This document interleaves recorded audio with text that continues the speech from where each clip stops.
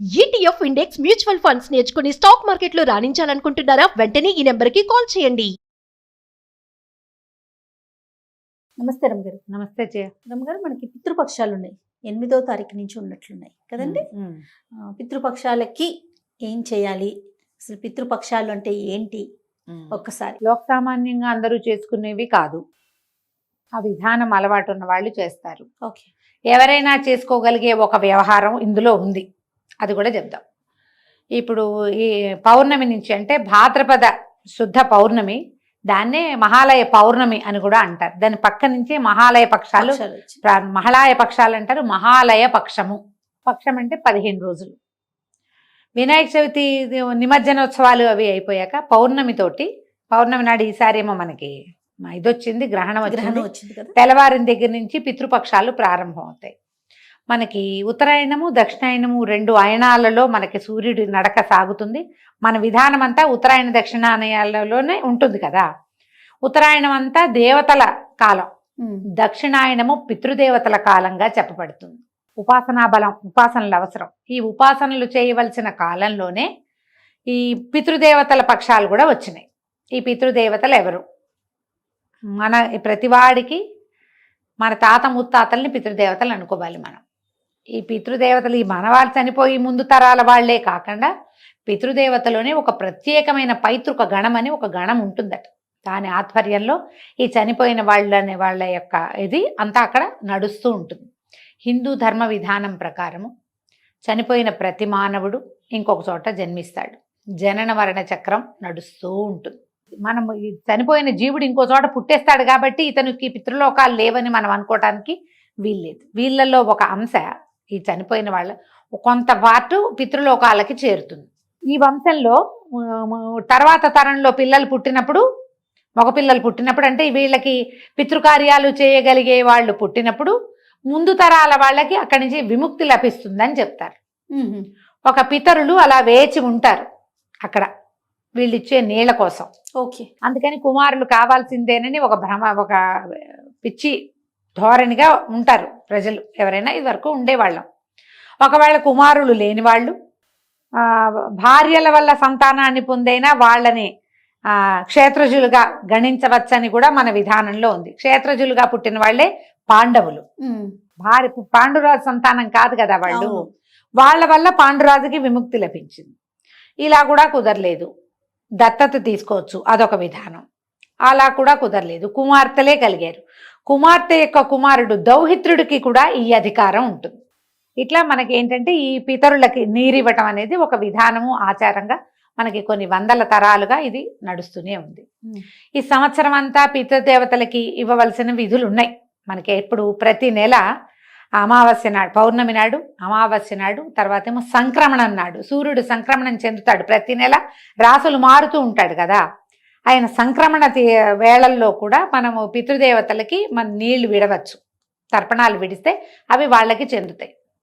ప్రతి నెల 3 సార్లు 3 రోజులు ఇవి వచ్చినప్పటికీ ప్రత్యేకంగా ఈ 15 రోజులు ఎందుకు పెట్టారంటే ఇవేవీ చేయలేని వాడు ఈ 15 రోజుల్లో అయినా చేస్తాడేమో, ఆ రకంగా అయినా పితృగణాలకి నీరందుతుంది. ఈ విధానాన్ని ప్రవేశపెట్టారు. అయితే తొలి రోజు మొదలు పెట్టుకుని పాడ్యం నుంచి అమావాస్య దాకా ఈ 15 రోజులు, 14 రోజులు మొదటివి, 1, 2, 3, 4 ఉన్నాయి కదా తిథులు. ఈ 14 తిథుల్లో ఆయా తిథుల్లో మరణించిన వాళ్ళకి ఆ రోజున మహాలయం కూడా పెట్టాలి. అంటే మామూలుగా వాళ్ళు ఎప్పుడో ఏ ఉగాది పండగ తర్వాత లేదా దీపావళి పండగ తర్వాత పోయారు. ఆ తిథి పిల్లలకి తెలుసు, ఆ రోజున తిథి పెట్టుకుంటారు. అయినా కూడా మహాలయ పక్షంలో వాళ్ళ తిథి వచ్చిన రోజున ఏ నవమో అష్టమో పంచమో ఉంటుందిగా, పంచమి నాడు మహాలయం పెట్టాలి. అంటే ప్రతిసారి శ్రాద్ధ విధి 2 సార్లు చేయాలి. శ్రాద్ధ విధులు నిర్వహించే వాళ్ళు ఎవరైతే నియమంగా నిర్వహిస్తారో వాళ్ళు. ఒకవేళ అలాంటిది లేదు, మనకి వీళ్ళకి శ్రాద్ధ విధులు తెలియవు, ఆ తర్వాత ఏమో తిథే తెలీదు, కొన్ని జాతుల్లో తెలియదు కదా.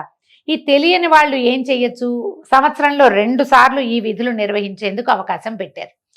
తెలియని వాడు కూడా ఎప్పుడు చేస్తారు? ఒకటేమో మన మకర సంక్రమణానికి పెద్దల రోజులు అని చెప్తారు, ఆ రోజున సంక్రమణం నాడు పెద్దలకి పెట్టుకోవచ్చు ఒకటి. రెండోది ఈ మహాలయ అమావాస్య నాడు కూడా పెద్దవాళ్ళకి పెట్టుకోవచ్చు. ఈ 2 రోజు పెత్తరామాస అంటారు, పెత్రామాస అని రాస్తారు. పితృ అమావాస్య, ఓకే. పితరామాస అంటారు. ఈ 2 రోజుల్లో ఎప్పుడైనా సరే పెద్దవాళ్ళని తలుచుకుని వాళ్ళ కోసం వాళ్ళ విధానాన్ని బట్టి తర్పణాలు నువ్వులు పట్టుకుని నువ్వులతోటి నీళ్లు విడిచిపెడతారా, ఎక్కడైనా నదికి వెళ్ళి నదిలో తర్పణం విడిచిపెడతారా, లేకపోతే బ్రాహ్మణులకు ఎవరికైనా మోయని ఇవ్వటము, ఆ తర్వాత పొత్తర్లు ఇవ్వటము, మన స్వయం పాకం ఇవ్వటము, ఇలాంటి ఏ విధానాన్ని మీ ఇళ్లలో అవలంబించే పద్ధతి ఉంటుందో, మీ సమూహంలో ఏం చేస్తారో ఆ పద్ధతి ప్రకారం ఈ రోజున చేసుకోవచ్చు. దీనివల్ల మన ముందు పితరులైనటువంటి మరణించిన తండ్రి గారు కానీ, మరణించిన తండ్రి కానీ, తాత కానీ, ముత్తాతకి కానీ ఇవి ఇవ్వడం వల్ల, వారి పేరుతోటి ఇవ్వడం వల్ల మనకి తర్వాత తరాల్లో సంతానాలు కలుగుతాయి. మన తర్వాత తరాల మీద, మన జనరేషన్స్ మీద పితృదేవతల అనుగ్రహం ఉంటుంది. ఈ పితృదేవతల తాలూకు శాపాల వల్ల, వాళ్ళకి నీళ్లు ఏమి ఇవ్వకపోవటం వల్ల, వాళ్ళని తలుచుకోకపోవటం వల్ల తర్వాత జనరేషన్స్లో అనారోగ్యాలు, సంతానం కలక్కపోవటము, సంతానం ఎక్కి రాకపోవటము లాంటి సమస్యలు ఉండొచ్చు. ఇవాళ రేపు పితృదోషాలు అనే వాక్యాలు బాగా వింటున్నాం. పితృదోషాలు ఎప్పుడు ఉన్నాయి, ఇప్పుడు తెలుసుకుంటున్నారు బాగా. పితృదోషం ఉంది అంటే అదేదో ఊరెళ్ళి పూజ చేయాలి, ఇదేదో ఊరెళ్ళి పూజ చేసుకోవాలి, అక్కడంత ఖర్చు పెట్టాలి, గైకెళ్ళి శ్రార్థం చేయాలి, బోల్డని చెప్తారు. అవన్నీ చేయగలిగితే చేసుకోవటం. లేకపోతే మీరు అమావాస్య నాడు కనుక మీ మరణించిన తండ్రులకి, తాతగారు అమావాస్య మరణిస్తే తండ్రి గారు చేయాలి. తండ్రి ఉంటే కుమారులు తాతగారికి నీళ్ళు ఇస్తాం లాంటివి అనకూడదు. తండ్రులు ఉన్న వాళ్ళెవ్వరికీ ఈ పితృదేవతారాధనకి అవకాశం లేదు, అర్హత లేదు. తండ్రికి తలకొరివి పెట్టిన వాళ్ళైతే గనక తండ్రికి, తాతగారికి, ముత్తాతగారికి 3 పేర్లు చెప్పి ఈ నీరు ఇవ్వవచ్చు. దీనికి ఏంటంటే ఎవరిదైనా ఖచ్చితంగా బ్రాహ్మణుల సహాయం కావాలి. వారి సహాయంతో తండ్రి గారి పేరు, తాతగారి పేరు, ముత్తాతగారి పేరు చెప్పి వాడి గోత్రనామాలతోటి వాళ్ళకి పిండ ప్రదానం చేయొచ్చు. ఒకవేళ పిండ ప్రదానం లాంటి పెద్ద పనులు కుదరకపోతే నీళ్లు వదిలిపెట్టచ్చు. అది కూడా కుదరకపోతే ముందు మనం చెప్పుకున్నట్టుగానే పొత్తర్లు ఇవ్వటమో, స్వయం పాకం ఇవ్వటమో చేయొచ్చు. ఒకవేళ ఆడపిల్లలైతే, ఆడపిల్లలే ఉన్నారు, పిల్లలకి చేత అవి చేయించలేరు మీరు, మా నాన్నగారు పోయారండి, మా నాన్నకి మరి లభించవు కదా, కొడుకులు లేరు, మేము ఎట్లా పెట్టాలి అని ఆడపిల్లలు చాలామంది చాలా ఆస్థతోటి ఉంటారు. పాపం తండ్రి చదువు చెప్పిస్తారు, పెళ్ళిళ్ళు చేస్తారు, లక్షణమైన సంబంధాలు చూసి పురుళ్ళు పోస్తారు, తల్లిదండ్రి గతిస్తారు, లేదా తండ్రే గతిస్తారు, తల్లి ఉంటుంది. వీళ్ళకి ఏం చెయ్యలేదన్న బాధగా ఉంటుంది. ఇవి వింటూ ఉంటే బాధగా ఉంటుంది, అయ్యో మా నాన్నకి ఏమీ లభించట్లేదే అని. ఏం పర్వాలేదమ్మా, మీరు కూడా మీ నాన్నగారి గోత్రనామాలు చెప్పి ఎవరికైనా మీరు స్వయం పాకం ఇచ్చినా కూడా పనికొస్తుంది. మీ కుమారులు పెద్దవాళ్ళు అయ్యాక ఏ కాశీకో గయకో ఎక్కడికైనా వెళ్ళినప్పుడు తాతగారి పేరుతోటి తర్పణాలు విడిపిస్తే సింపులే, అదేం పెద్ద వ్యవహారం ఏం కాదు, చేయొచ్చు. అట్లా ఎవరైనా ఇది చేయొచ్చు. ఓకే.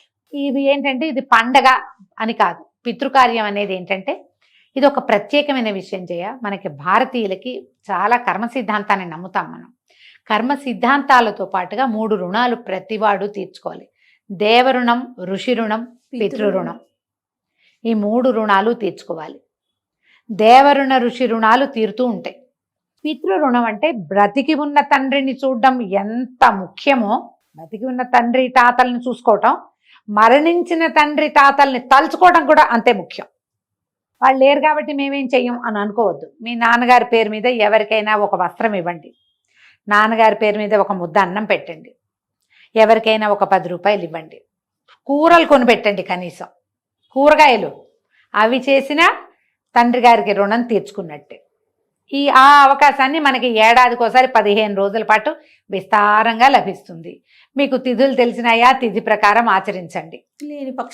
లేని పక్షంలో మహాలయ అమావాస్య నాడు ఆడపిల్లలైనా ఇప్పించవచ్చు. అల్లుడు ఒప్పుకుని ఆయన చేస్తానంటే మహత్తరం మంచిది, లేదా అది కుదరదు మీరే పొత్తర్లు ఇచ్చుకోండి. మగపిల్లలైతే ఇలా చక్కగా తద్దినలాగానే పెట్టుకోవచ్చు. తిథిలో మీరు ఎలాంటివి పాటిస్తారో ఆ పాటింపే. ఎవరో చేస్తున్నారు వాళ్ళు చేసినట్టుగా మనం చెయ్యాలని అనుకోవద్దు. వాళ్ళది వాళ్ళ విధానం, మనది మన విధానం ప్రకారం ఈ పితృరుణాన్ని తీర్చుకునే అవకాశాన్ని తీసుకోండి. ఇంతే మన పితృపక్షాలు. ఈ పితృపక్షాలు 15 రోజులు అయ్యాక ఇంకా పండగలు మొదలే. అవును. నమస్తే. నమస్తే జయ.